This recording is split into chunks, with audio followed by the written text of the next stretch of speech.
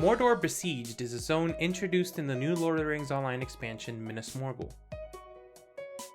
Following the events of the Vales of Anduin, the Shade of Isildur recounts his memory of the Siege of Mordor in such vivid detail that players are transported to the Second Age of Middle-earth to experience it firsthand. While a clever mechanic by SSG to experience a great moment in history, today I want to talk about 10 things you may have missed in Mordor Besieged.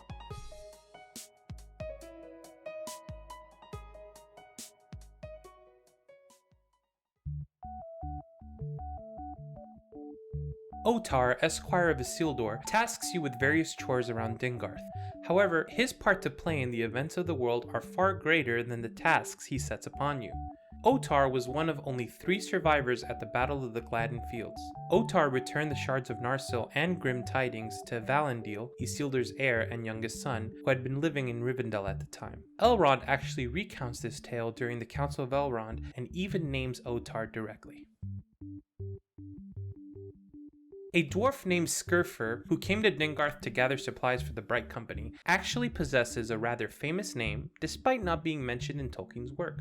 Voluspa, or the Prophecy of the Seeress, is the first poem of the Poetic Edda, a collection of Old Norse poems that greatly influenced Tolkien's writings. In fact, most of the dwarf names, as well as one particular wizard, came from this poem.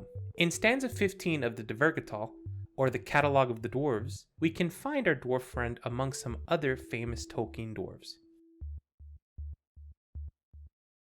You are rather unlucky, or lucky depending on how you look at it, if you miss this, but it bears mentioning.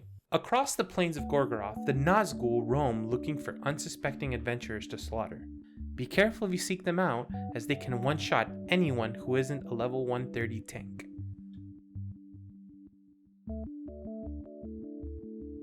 During the events of the Black Book of Mordor, you get to meet Isildur's children. They are code-named Viamisil, Ornahur, and Meldarin. The in-game explanation of this is that Isildur hoped to prevent the enemy from learning of his children's presence in Mordor. But the real reason makes this whole decision rather clever. Isildur's children are named Elendur, Araton, and Sirion, as well as Valandil, who's a child during Mordor Besieged. However, they're not named in The Hobbit, the Lord of the Rings trilogy, or its appendices. As such, SSG has no legal right to usernames in Lotro. Clever move. Patrolling Etched and Edhill are various elves named Avorrim. They cannot be interacted with and do not say anything when clicked on. During our adventures through Dol Amroth, we encounter the caves of the Avorrim and its people who are tasked to watch over the ancient haven of Edhilland. Seeing as how Amroth, king of Lothlorien and Dol Amroth's namesake, is just a few feet away, this little detail helps cement the care that was given to building this zone. Speaking of obscure elf trivia, nestled between Celeborn and Glorfindel is an elf named Narthevron. His name might be unfamiliar, but almost everyone who has ventured through Mordor will have encountered him. Narvathron is the master smith of the Noldor and the provider of the Flame of Ankalamir, which allows players to disenchant gear for motes of enhancement. He also happens to be the narrator of Udun's Lost Lore of Gorgoroth, which details the events you get to directly experience in Mordor Besieged. During the quest All Is Quiet, you aid Isildur's children on their assault on Amanfuin to free captured soldiers from the forces of Sauron. There, you encounter the Urudani Stone-Maiden, one of Sauron's lieutenants. After defeating her in battle, Elendur's sword is stayed by Magoldir, allowing her to retreat, but not before claiming we would rue the day we let her live. And she wasn't wrong. During the events of the Mordor expansion, we have multiple encounters with Urudani, now the Maiden of Flame, who was given this dark power by her master, Barangos the Horror. I wonder why Magoldir wanted to keep her alive. There is a burly red-haired man present during the events of the Siege of Mordor. He is named Huneric and is Lord of the Thuida. Thuida is the Gothic word for people, so it's not a very telling name, but a couple of clues give some insight into who Huneric and the Thuida might have been.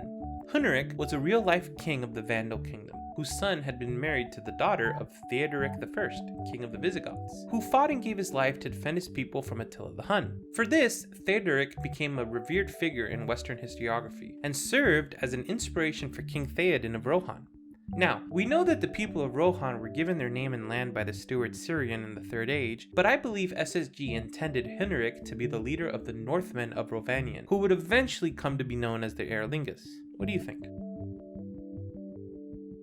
During the quest The Glory of the Bright Company, you and Glorfindel enter a secret tunnel towards Barad-dûr. When you rendezvous with Lindolin, you learn of a shade that's guarding the entrance to the tower. This evil spirit, named Zagharog, looks forward to killing you and your company to prove himself to his master Sauron. You of course fell him and proceed upwards, but this isn't the last we see of Zagharog. Once again, during the events of the Mordor expansion, you encounter a watching stone that, after paying its price, gives you insight into the history of Uridani as well as its own name, Zagharog.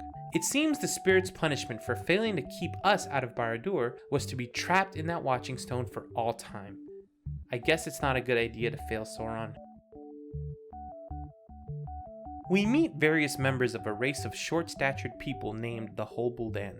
It doesn't take a genius to work out that these are the ancestors of modern-day hobbits, but the lack of any lore regarding hobbits during the Second Age makes some feel as if SSG pulled this one right out of thin air. However, references to the Hobbits were added in the Vales of Anduin update.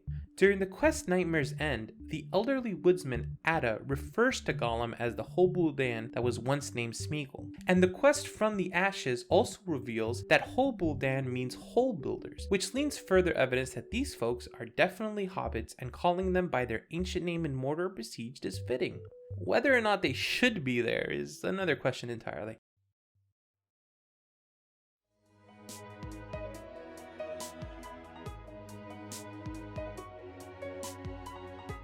And those were 10 things you may have missed in Mordor Besieged. Was there something I may have missed?